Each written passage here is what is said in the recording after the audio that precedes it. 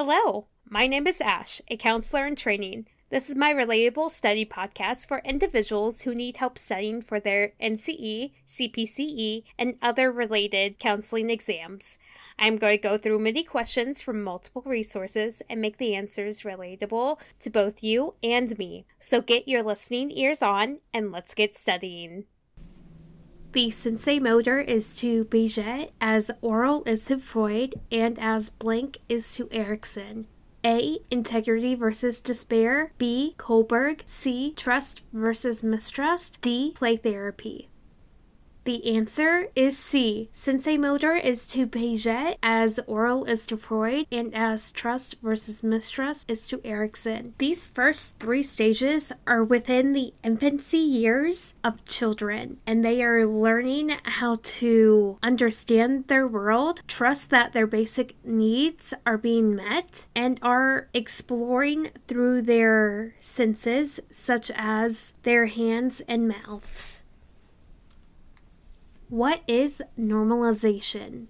Normalization is described as treating the stigmatization of a person as if they do not have a stigma. For example, if an individual is stating that they are angry that their boss keeps changing their duties and schedules them with individuals they cannot work with during their shift, then you, the counselor, will want to normalize those statements, such as, I could see that you feel this way. I would also be angry if my boss did that to me. It lets the individual know that they are being listened to and also their feelings are okay and it is making sense and relatable to the situation.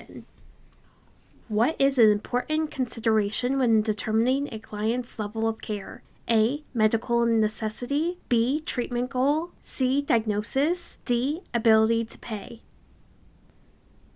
The answer is A. Medical necessity is an important consideration when determining a client's level of care. If the client's level of care is minimal, they would most likely benefit from outpatient care with therapists within their network and are able to access medications through their psychiatrist or doctors. Whereas if a client's level of care is more extreme, then a residential facility may be necessary that can require that medical necessity where they can get their treatment sooner and for a short or long period of time, depending on their needs. Which sampling method involves first dividing a population sampling from each subgroup, e.g. gender, education level? A. Systematic random sampling.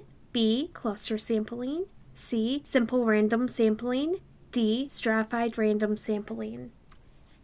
The answer is D. Stratified random sampling, because you are narrowing down the population sample from each subgroup based on shared characteristics, which includes that gender and education level that is stated in the question. Which theorist was most concerned with maternal deprivation? A. Lazarus. B. H. Harlow. C. J. Wolpe.